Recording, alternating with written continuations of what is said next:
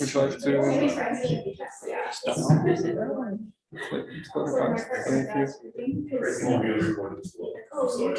We also recording. You also recorded. Please keep me busy.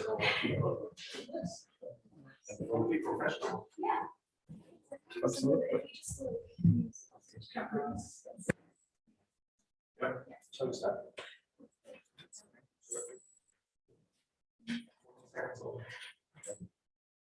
So yes, hello everyone, and welcome to VCF. And it's been long.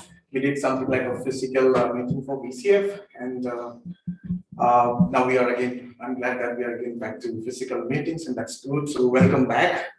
And in fact, this meeting is actually in a hybrid format because we have around 6. It's less, but we have around 6 participants joining us remotely. And today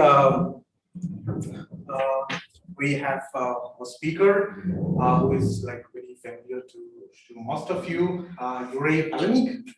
And as you recall, he has been helping us organizing the whole VCF, sending you emails, invitations, reminders, and even running the whole show. And now he has retired from the task of managing VCF. And thank you for your service, Juraj. Now I have taken over. My name is Sharon Sudaran.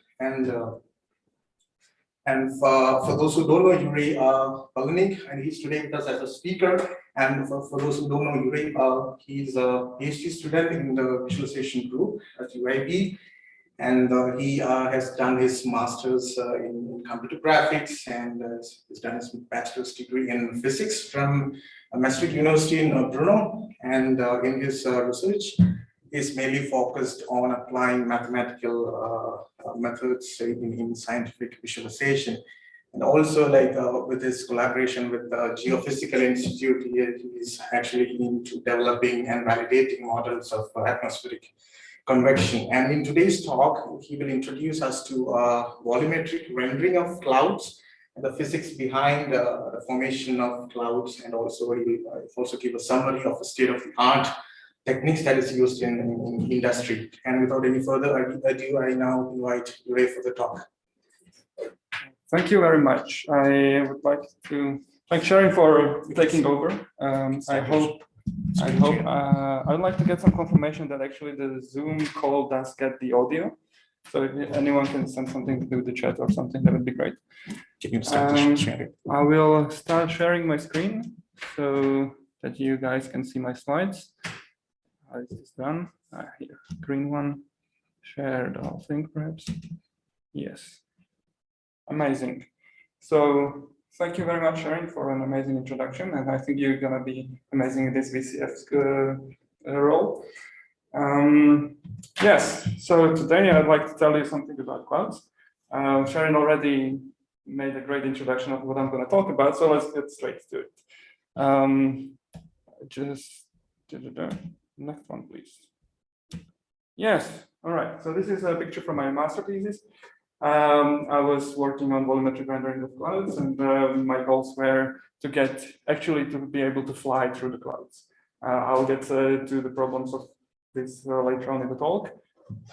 But this is one of the motivations why I decided to give a talk like this. Second one is the last 2 years I was looking into atmospheric convection, and atmospheric convection is one of the processes how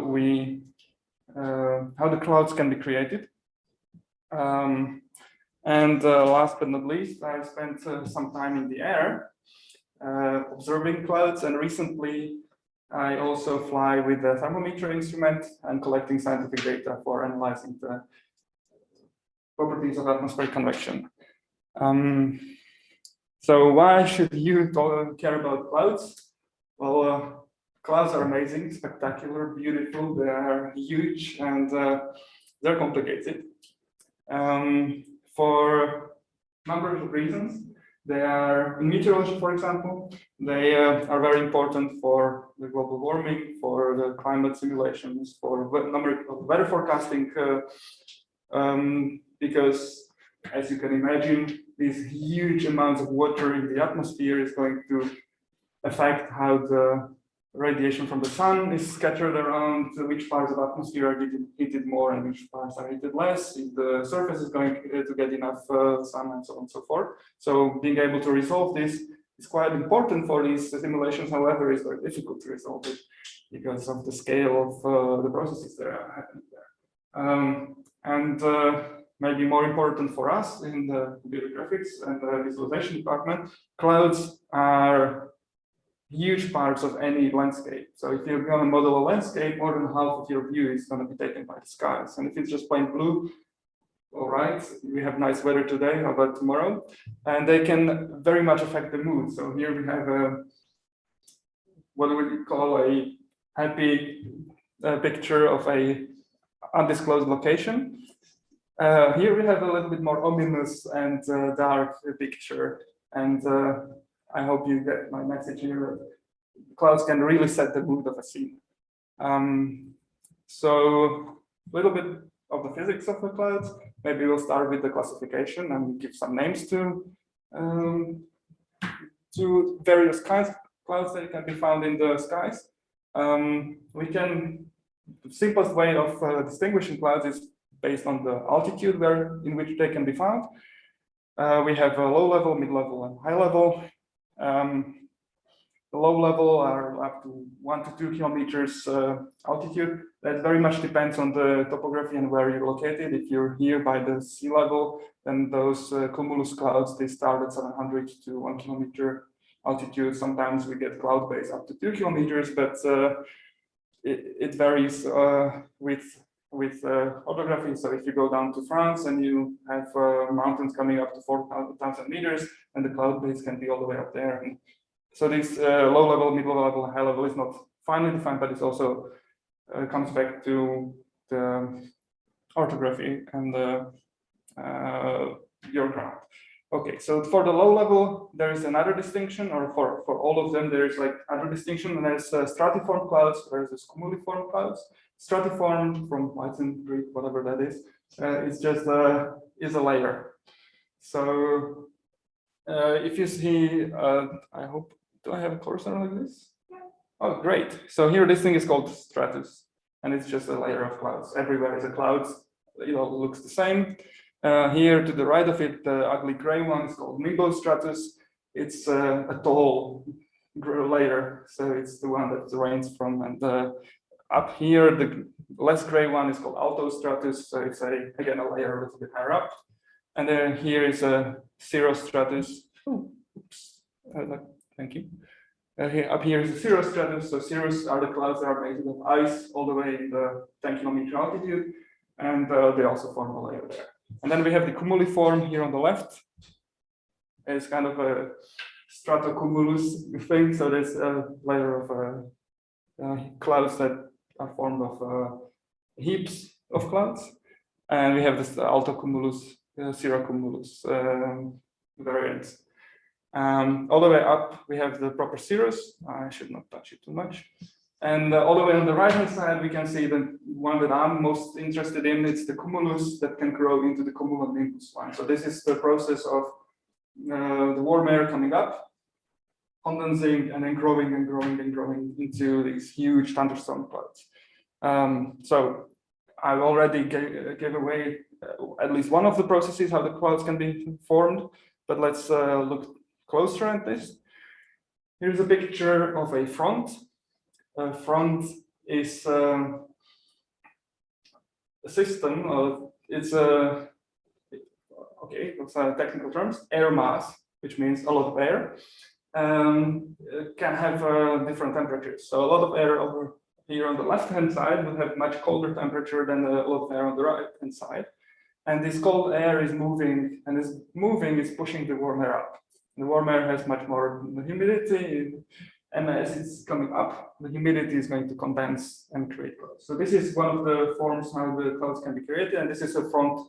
It's called a front. So front part of this cold air is going in, pushing up the clouds, and this makes the nimbostratus clouds, and it's a lot of rain. Second process is more fun. Is when the air is brought up not by another air mass, but by orography, by a mountain, for example. So what can happen is you have onshore flow like here, and the air hits a mountain and it's pushed up. And this is a very well-known process and also responsible for large dry areas in southern and Northern America, where the Rockies will hold moisture coming in from the Pacific Ocean, and then rain on the west coast, but not in the central parts of this. Here's another example of the similar orographic lift. This is called a lenticular cloud because it looks like a lentil, and it's associated with very high wind speeds. So if you have a lot of wind coming through in the layered atmosphere, and a mountain or another cloud were to deflect this wind a little bit higher, we get a condensation, and as it comes back down, the temperature rises enough for the condensation to not happen anymore, and we have these very beautiful lenticular clouds. Here I have a little bit of exotic clouds. This is called the Kelvin-Helmholtz clouds.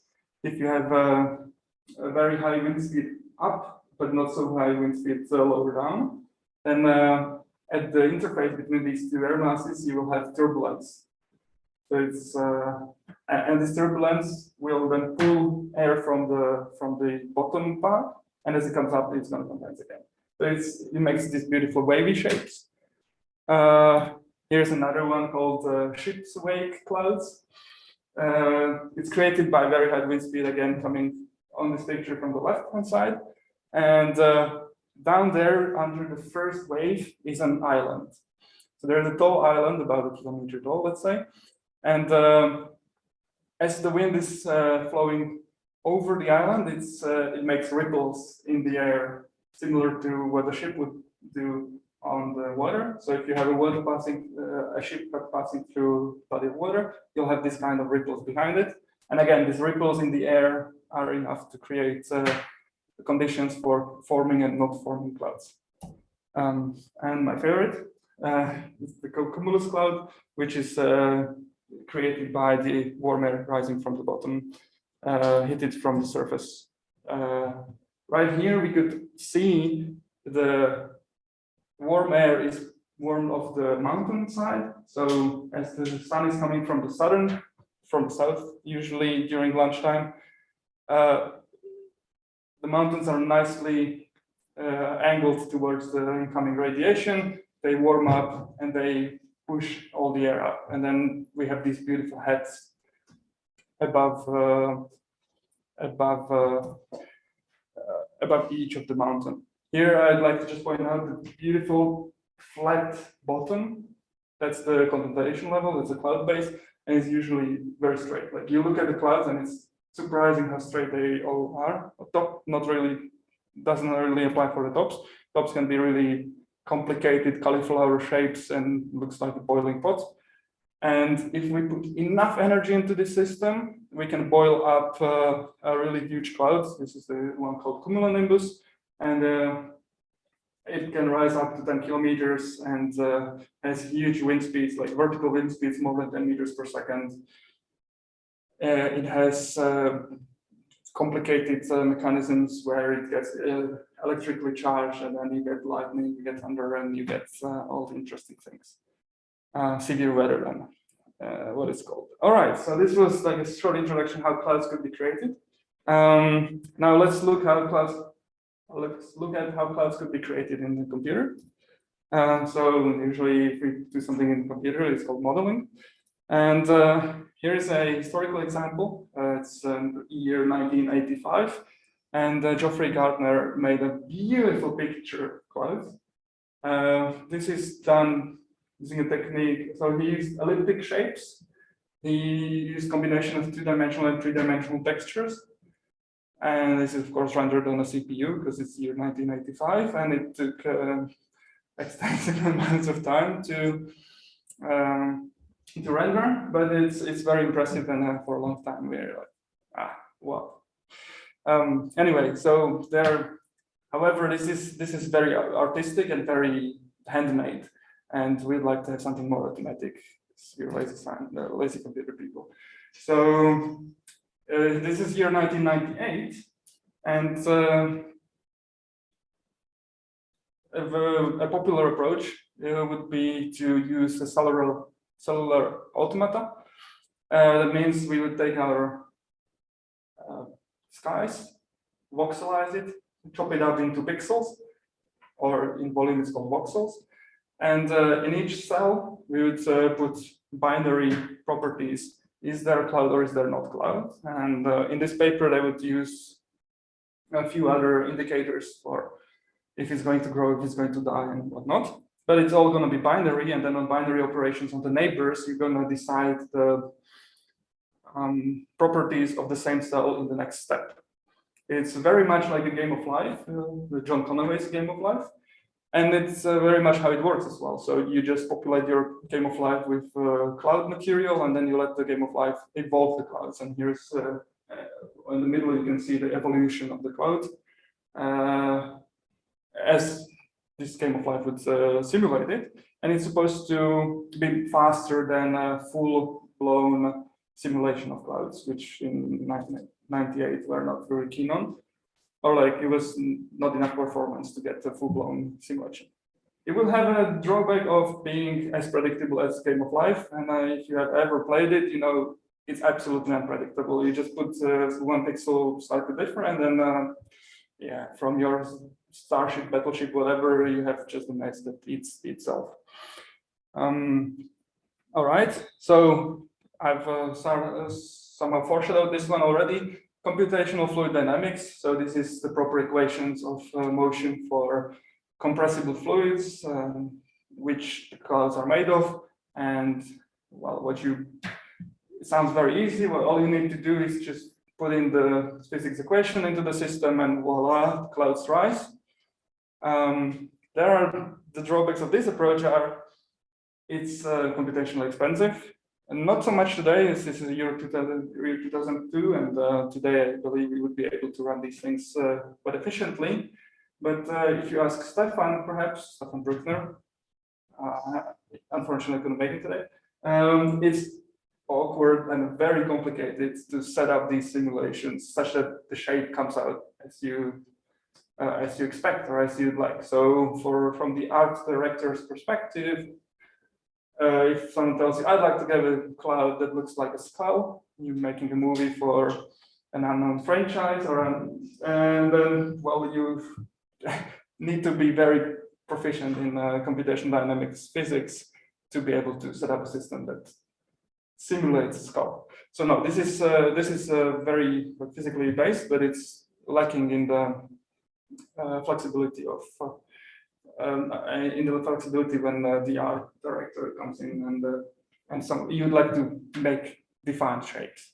So, well, of course, I'm coming to the artistic approach.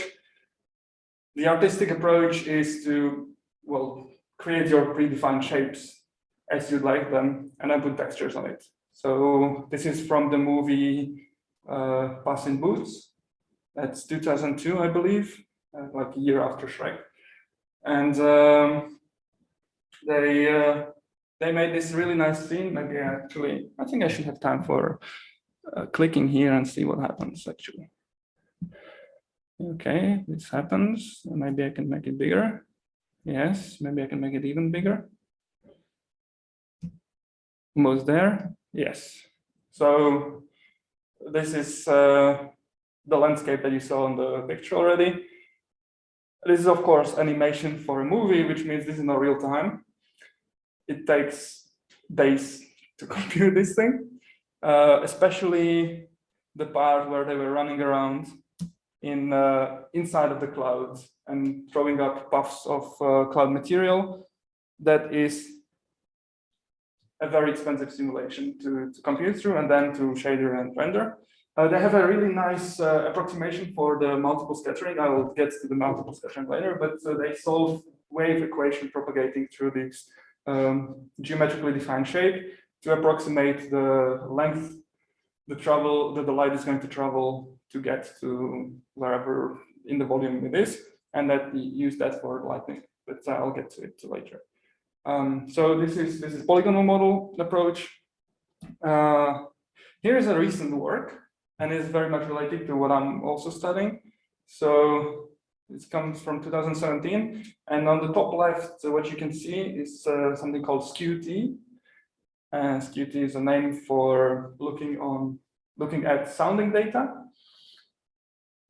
Sounding data is something that meteorologists do every day, actually twice a day, and it's a helium balloon that's equipped with a bunch of sensors, released usually at airports, and as it goes through the atmosphere, it collects samples of temperature, humidity, pressure, and whatnot, wind speeds as well. And you can see it in the middle there. The red part would be part where the cloud would rise. The blue one would be where it would not rise anymore. So you can extract information about the cloud base and the cloud top, the vertical speeds inside, the horizontal profile of the wind.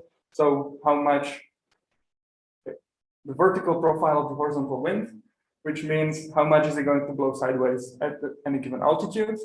And these guys used particle-based simulation when they release particles from the ground based on the heating by the sun, followed by the vertical motions that come from the SKUT mass, so the meteorology part, and then they get what I call a illustration of a cumulus cloud on a given day, also respect to how much wind is going to displace the particles.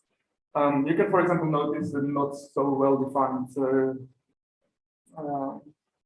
baseline, the cloud base that we've seen in the reference photograph.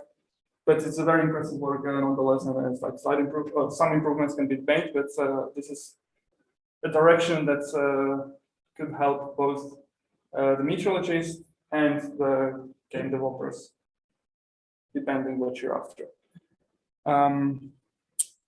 Another approach to model clouds, which is, I believe, the most common and most widely adopted, especially in the game industry.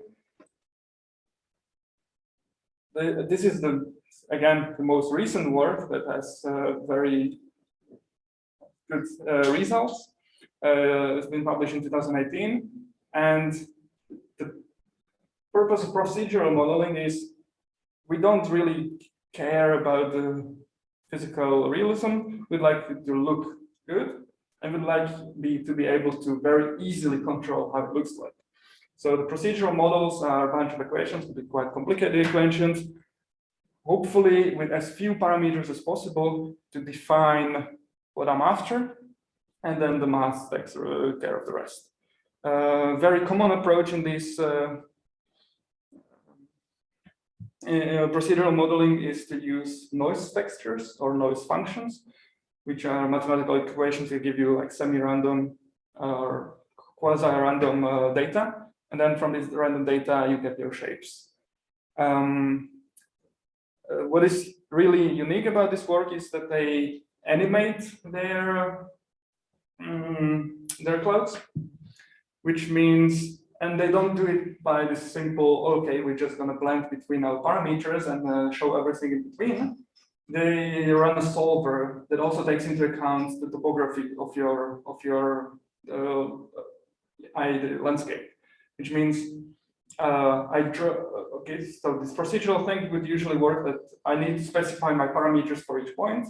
This would be done by taking 2D textures, which is called a weather map. There's a texture that's basically covering my terrain as well, and then I'll paint, all right, I'd like to have cumulus clouds.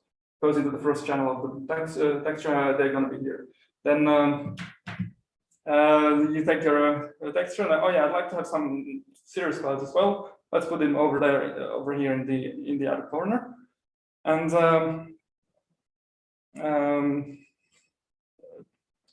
using this then as an input parameters for a solver, you look at okay, this is what the user would like to have, and you generate procedurally your shapes. And then, as I said, you can provide a second keyframe in this work. And the second keyframe is going to, let's first say, first keyframe has all the clouds on the western side of the mountains. The other keyframe has everything on the eastern side. And what they try to do is they try to solve how the clouds can move from one place to the other, respecting the topography of the of your landscape, because it would be very weird if the clouds just teleport through the mountains. All right. Unfortunately, I was not able to cover like all the modeling approaches. For example, there are many more approaches that use photographs as inputs. So you just take your iPhone, you take a snapshot of your skies, and then you get a 3D model of the clouds. It's recent work that's also mentioned in this survey that came out last year. And I very much recommend anyone who's interested in more, reading more on what are the methods for modeling and rendering clouds to look into this work. All right, so now we should have an idea how to get the clouds in the computer. Let's see what is the important for making them look somehow. All right, for the rendering, and the rendering needs to know something about the optics and the optical properties of the clouds. Here is a simple sketch, also taken from the paper I mentioned. What happens, why the clouds actually look like they look. Here I have a funny story. Clouds are made of water. I think I wanted to mention this all the way in the very beginning of the talk, but I'm saying it now. Clouds are made of water. So everything that we're modeling were densities of water, microscopic water droplets suspended in the air. And now, if we want to see the cloud, we just take the sun. Sun is going to send a bunch of photons to hit the water molecules. They bounce around, and then we look at this. And if you were to pause for a moment and say, okay, well, wait a second, this is exactly how rainbow is created as well. We just take a bunch of droplets, we put them around in the sky, and we put directional light coming from the sun. We get back rainbow.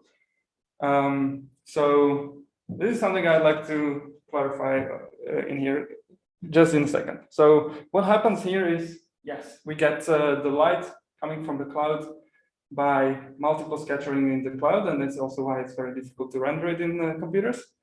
And there is this thing called phase function, which is sort of the answer to why we sometimes see rainbow, why we sometimes see opalescent mother of pearl clouds, where we sometimes see glory bows and fog bows, and why we see sometimes just white. And scattering function is the physics of what happens when the photon coming from the sun hits a small water droplet and then bounces off.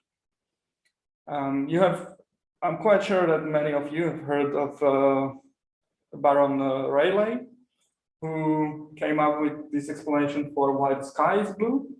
And it's the same principle for the clouds, just the size of the molecules is different. So in the sky is blue explanation, the photons coming from the sun bounce off of nitrogen atoms inside our atmosphere, and the nitrogen atoms are much smaller than a water droplet in the cloud.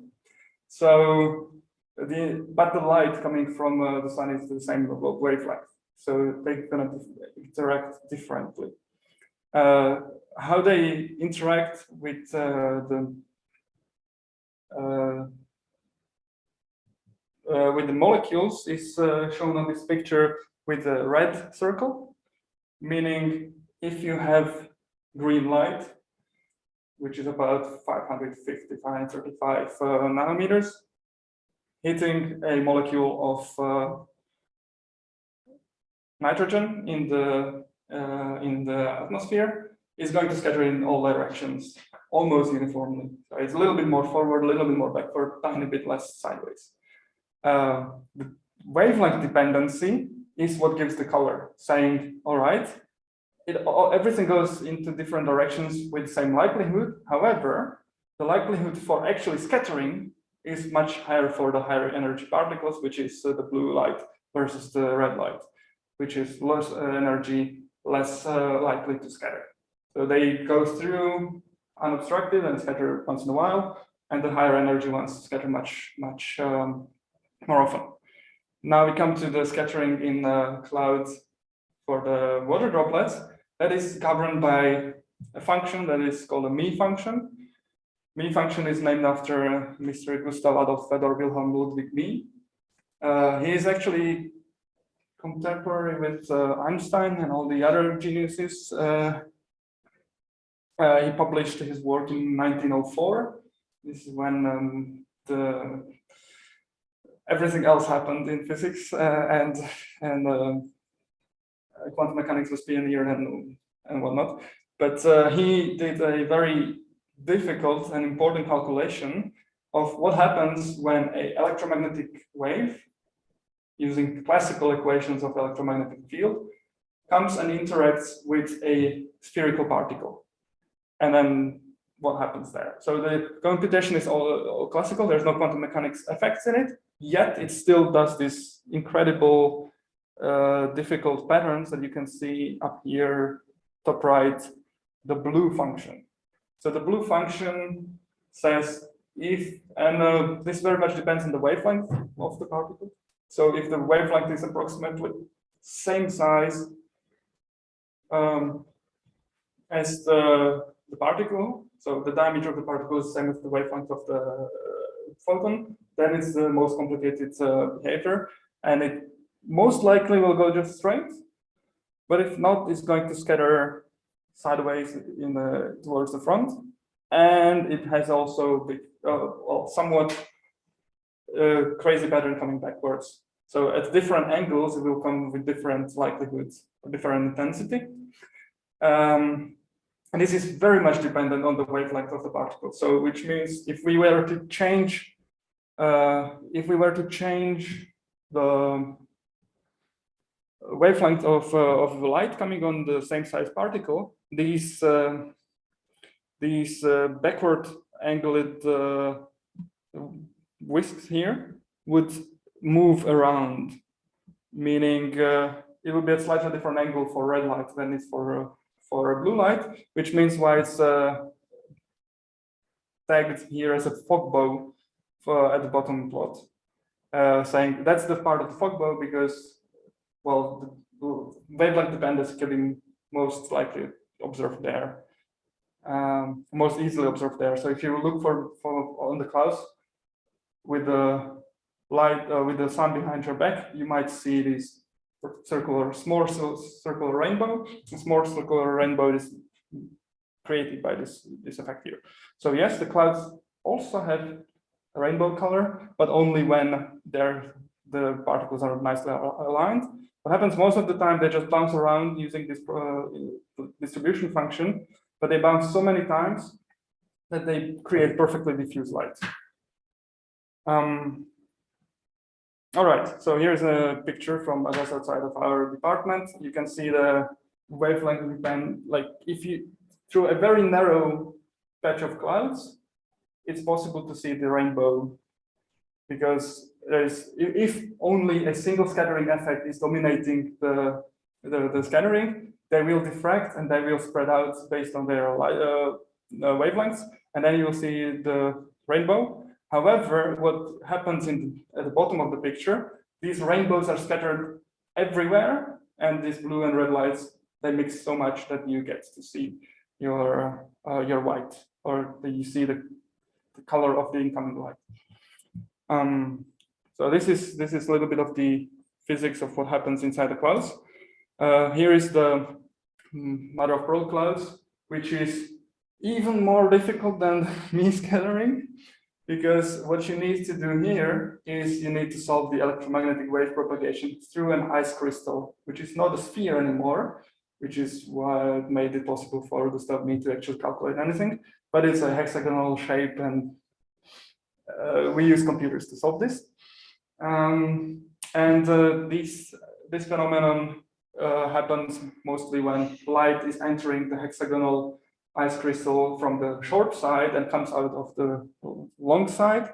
Again, it's going to diffract, but again, the geometry is slightly different for the droplets. So instead of having a circular rainbow, we will get more like this oil stain on water pattern, where the rainbow is like not so like a bow shape, but it's just everywhere. All right. What are the approaches of replicating this in the computer? So, well, just to remind ourselves, we need to somehow approximate this process. Most obvious is the Monte Carlo simulation. I don't even have a picture for that one. We can just trace all the particles bouncing around infinitely many times and coming into the viewport, aggregating our picture using ray tracing. This is what happens outside if you walk out. However, there is 10 to the power of 17 photons coming from the sun every second for every square centimeter, which is not enough computational power in the computer to do all these bounces sufficiently many times with sufficient precision. However, approximation methods are possible. So this is an homage to, again, 1984, the first volume rendering by Kagia and von Helsen. And they basically describe ray marching. They call it ray tracing volume densities, and everyone else from then on knows it as ray marching. You take your rays, you step through the volume, you accumulate opacities, and you show that. And you can see clouds were one of the first things that they thought of when I came up with volume rendering. Since then, we've improved in how to simulate these scattering effects, especially the multiple scattering. You see, bottom left is what happens if only a single scattering event is accounted for. So the light is coming through the cloud, it gets attenuated, shielded by all the particles in there, and then it hits the one position that you've decided that you're going to scatter off and go towards the eye of the camera. And you compute, okay, what's the probability going this direction? How much is it attenuated coming through the cloud? Done. And it produces very dark shapes. Harris and Lastra, they computed multiple forward scattering. Forward scattering is important because you've seen the distribution function, this scattering function. It has particles also coming backwards, but there's very little of them. Most of the energy is propagated forward.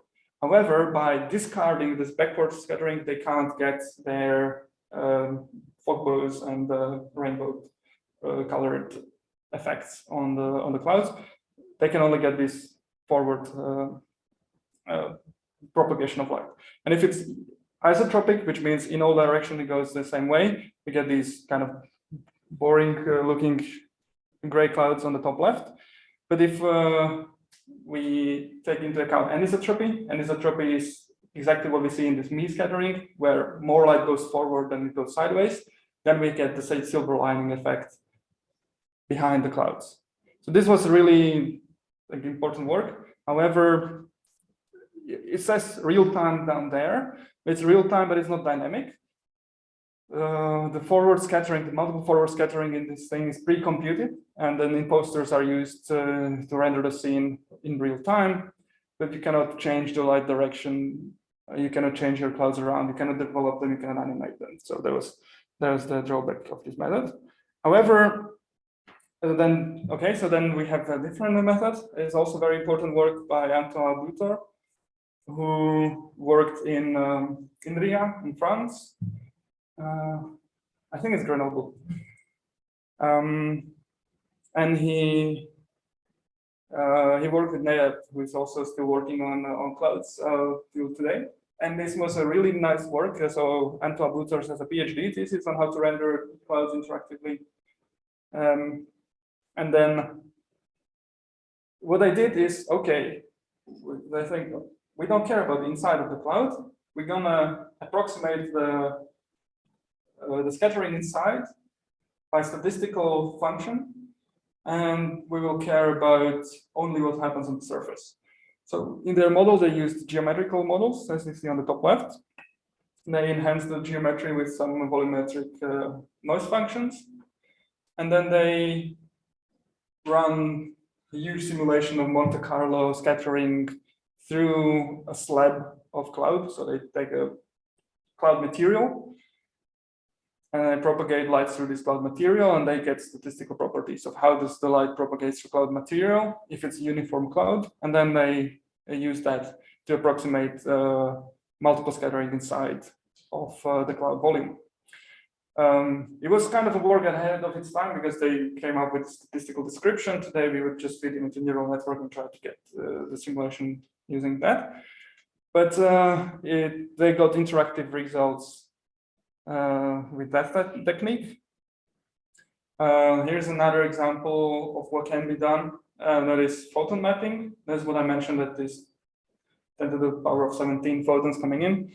You just use much less photons and you try to solve the irradiance function throughout your volume by propagating virtual particles through your scene and computing scattering and aggregating where would the particle land, and then you use this pre-computed structure for single pass rendering where you just ray march your scene and you get your radiance intensities. So that's work from 2012. I mentioned the deep learning methods. So yes, it's happening. 2017. This is Disney research. It's offline work still. So the deep neural network is used in an iterative manner. So it's sort of an image space method where you first just ray march your volume and you get the surface and you get surface descriptors. Then you feed this to neural network and it's going to guess what's going to be the radiance there. And you're going to do this sort of iteratively, and you get to this kind of beautiful cloud. It's almost exactly the same as the result by multiple scattering, like 128 bounces with Monte Carlo simulation computed over a long time. And this thing, like this Monte Carlo quality, you get in 5 minutes using deep scattering. So it's a really cool work, and the artists at Disney are, I guess, very happy about getting their pictures like much faster, but it's still not production ready for computer games. Which brings me to what is actually used in computer games. And here I'd like to try to go very quickly through a few examples. This is a picture you've seen before. This is my master thesis from 2016, where I worked together with Bohemia Interactive, which is a game design studio that did Arma 3 for Arma, the franchise. There's another guy from Lund University. I didn't find that he would be working with any other game industry. Here is a guy from the same year from Sweden who was working together with Frostbite, who are responsible for Battlefield. Here is a guy 2 years later, also in Sweden, who was working together with Arrowhead Studio, guys that are responsible for Magica and Helldivers. Here's a screenshot from Unity. As of January 2021, you can get volumetric rendering in Unity. Here's a picture from Unreal. You can get, as of December 2020, so they were like 1 month ahead of Unity, you can get volumetric clouds in real time in Unreal Engine. And all these approaches are the same, like exactly the same. And it dates back to 2015.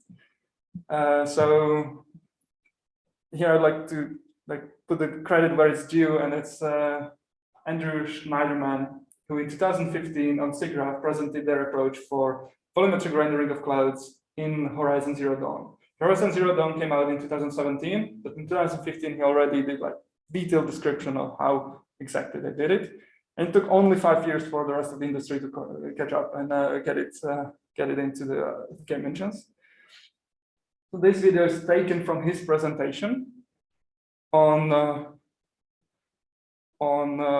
at SIGGRAPH for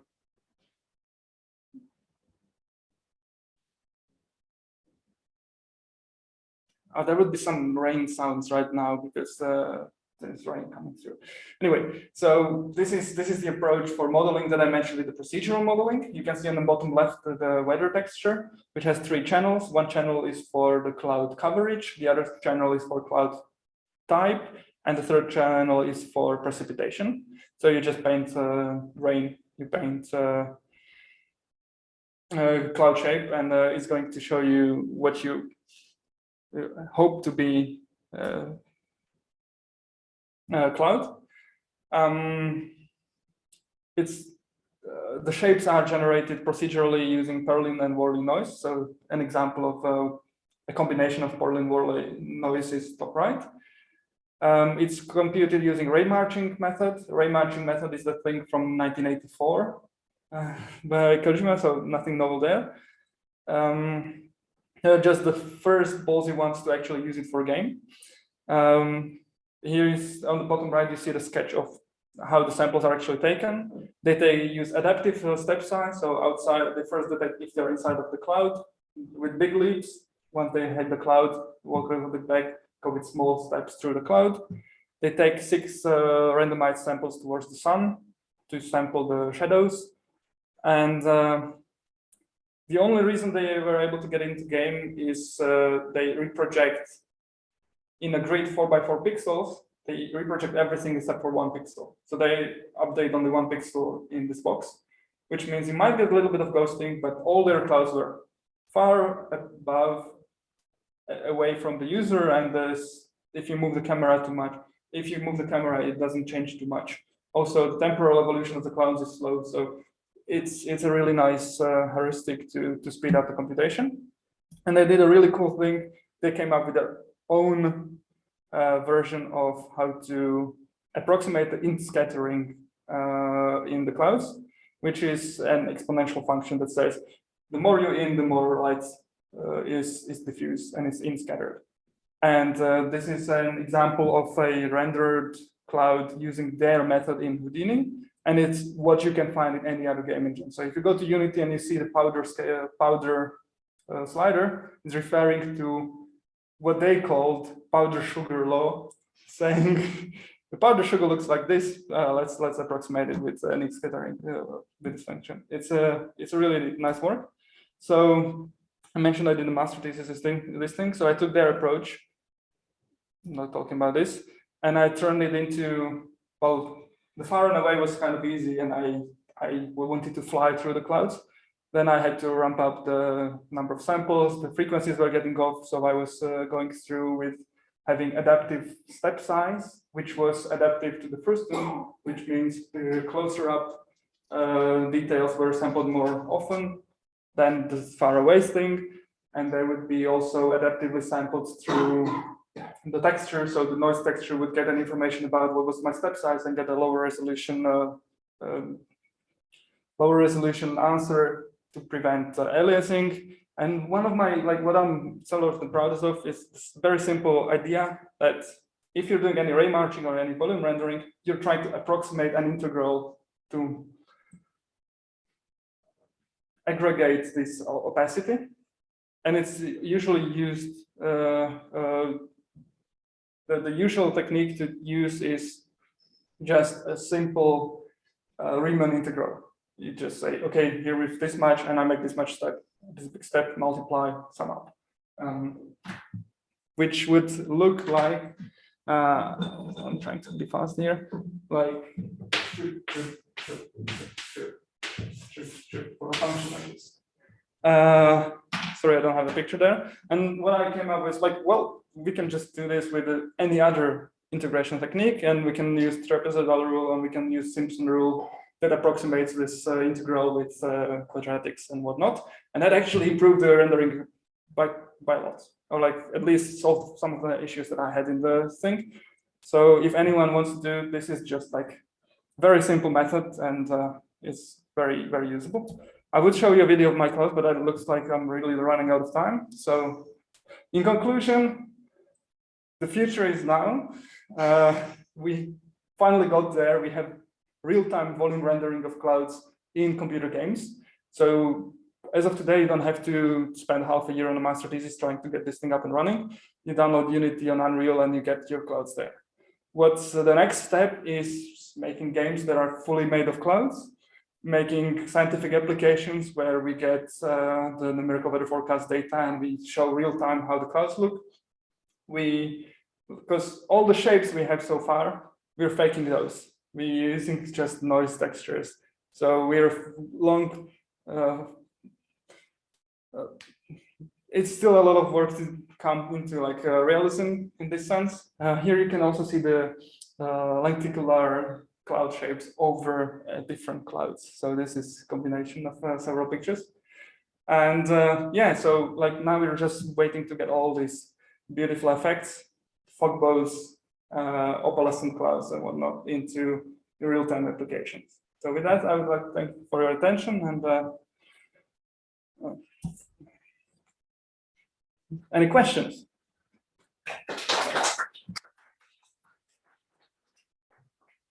All right, maybe I should put up. Thank you, Juraj. Thank you for this wonderful talk, and thanks for including these nice pictures of clouds, both real and rendered ones. Now it's time for some questions, and for people joining us remotely, they can either ask questions in the chat box, and it's also possible for them to unmute and ask questions. And chairing this session, we also have Mr. Smith and Hawke Bosch here. So if we can also get some questions from the audience here as well. Like if you have any questions, please raise your hand. I need to bring your mic so that the remote audience can hear you as well. Yes, we will start with Laura. I'm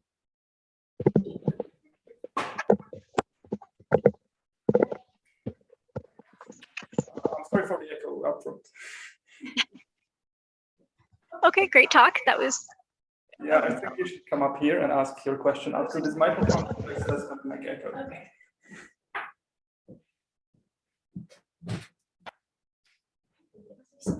Yeah. Welcome. If you stay here, you're going to be on the video, and here you're going to be. Okay. So this was cool, but I have one question that you probably answered and I just missed. So for these clouds here, where you're talking about the cumulus clouds, where you have the flat bottoms. So they're now making this work like in this image because they're just doing like a box model and then they're approximating the shape of the clouds around. But is this something that you think could eventually be solved with just fluid simulations once we get the computational juice for this? Well, yes, that's a really great point. So the combination of methods comes with all these drawbacks. So you say, I mentioned a very beautiful cloud base that is like almost straight, and that is the result of the physically based simulation, which happens in nature. Well, you go up and you compensate at some level. So yes, that would absolutely be an idea to try to combine a physically based simulation into the modeling process and get this cloud base. The drawbacks with the physically based CFD is if you give it to an artist, they have a big trouble coming with something that actually looks like what they like to have. So having this procedural approach that would use computational fluid dynamics in the back would be the natural next step. More questions? Anything in the? I don't see any questions in the chat. Okay. Hauke has a question. Please welcome. If the online audience were to hear you, you need to come up to the mic. Thank you. Okay, thanks for the nice presentation. And I supposed to have a question. I brought the clip pad with me. Oh, nice. I just took notes. I just wanted, I really liked the last part where you basically gave this outlook of what is to come next. And what specifically you did is you mentioned, oh, so all the clouds are done, covered. You can get them in computer games. Do you really think this is the final endpoint for it? Or, I mean, you mentioned, cats jumping through clouds, that might be a little bit further away. Is there anything else? Thank you for a question. Well, I mentioned that the rendering is sort of implemented in the today game engines, which means we're like with hardware, we are already there that we can run dynamic lightning through these things. We have the power to do enough samples, and all the software is already there, such that you need to come up with your volume of the cloud. And so once you are able to make the appropriate volume, you will get these basic rendering shapes, but basically, these shapes rendered with the basic techniques, which will be missing the anisotropy, they will be missing the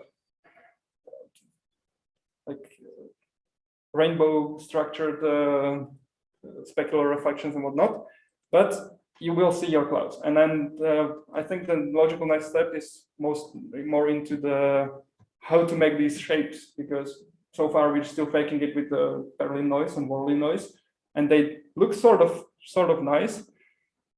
But there's like a lot of to go. If you remember all the pictures from the very beginning, you have these beautiful Kelvin-Helmholtz clouds, which you have to somehow model. There you have the stratiform clouds, you have many other cloud phenomena that look unrealistic. If you look at them in the real world, say like, oh no, that's not happening. And we still have no idea how to model those.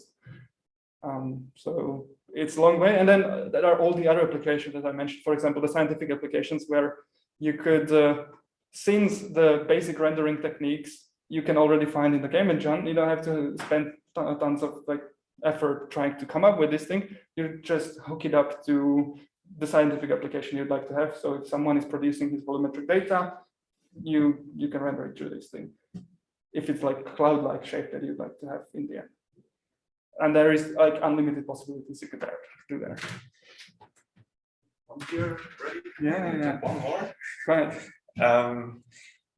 You mentioned like the Helmholtz example, there's just physics, you see them in real life. And when I usually in Bergen, the clouds look much less exciting.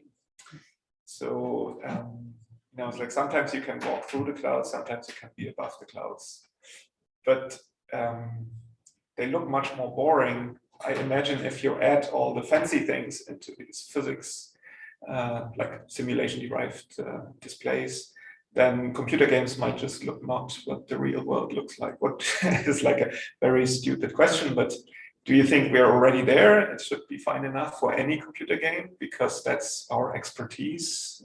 We don't usually are cloud experts looking up. This is a really good question. I mean, I can tell you that the directors of James Bond think it's good enough, because yesterday in the premiere they had a flight through the clouds, and I could absolutely see the Berlin noise there. So it's just a geometrical shape of the art director and adjusted with the Berlin shape. They were cumulus clouds, but they were fluffy on the top, which absolutely doesn't happen. But it looks sort of fine, and then it very much depends on if you're happy with this kind of result and artistically driven world, then okay, that's something you want to come up with. Yes, if your clouds are only in the background and you want to have them as nothing very important, you want to do your battlefield, you want to shoot in your tank, and there is a cloud maybe somewhere far back, well, then just copy paste this thing. If you like to go much more realistic, or if you'd like to do some more cloud specific, you would like to go flight simulators and you would like to have interactions with the clouds, you would like to have vortex rings coming off the wings of your airplane, then we're a long way from that. So depends very much on the application. Oh, we have is the input to cloud rendering in Unity or well data set. So this is a question from Doug Magne. Is the input to cloud rendering in Unity and the others geometry or is it volumetric data set? And the answer is very easy. It's a volumetric data set. So at the moment, you can specify your volume either by combination of 3D volume noise textures, which is like the easy setup in the Unity. And if you click on the advanced, you're able to just load your own volumetric textures and whatnot. It's volume. Thanks for the question. Any other questions from the audience? Oh, Ingvar, come on. What are we doing with time actually? It's okay. We have a minute. So thank you for this presentation. So I wonder, do you see like machine learning based approaches to make up like a large chunk of the future work, or maybe do you see them outperforming many existing approaches, or like some comment on that, please? Oh, machine learning, good question. That's a good question. Yeah, well, we see them absolutely outperforming the standard for example, the Monte Carlo simulation. Instead of the Monte Carlo, we can just learn how the cloud should look, and voila, we have 10 to 100 times accelerated things. So yes, it comes kind of backwards to the machine learning are really good at approximating like functions we don't know how to model empirically or how to model them analytically, but empirically they can gather a lot of data. So if we get enough data on, for example, how the convection is created in the real world, we could just feed it into a network and extract some kind of simplified function that says, all right, given these properties, the cloud should look something like this. And that might be also this is something that I have not heard of being done in the modeling sense. So the machine learning methods were used for the rendering and accelerate the rendering, accelerate the light propagation. But this would be a good idea to, for example, try and learn how the cloud shape should evolve over time, or how the cloud shape should look with respect to the topography and stuff like that. So yeah, I cannot answer if it's going to be more efficient than an analytical model. That's yes, good question. Yeah, thank you. All right, I think in the interest of time, we're sort of over. Thank you very much for attending this talk. No, Yeah, sorry, this this is not my part anymore. Sharon, please. Let's thank our speaker once again. We don't see any further questions from the chat box, and so let's wrap up this seminar. And we hope to see you again in the next seminar, which is probably going to happen somewhere around end of this month. So yeah, happy weekends. Bye-bye.